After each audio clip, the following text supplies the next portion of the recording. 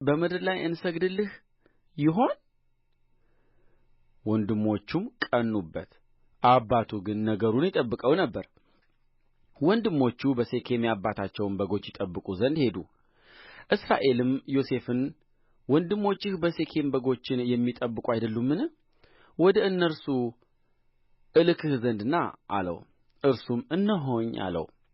እርሱም ሄደህ ወንድሞችህን በጎቹ ደህና እንደ ሆኑ እይ፣ ወሬአቸውንም አምጣልኝ አለው።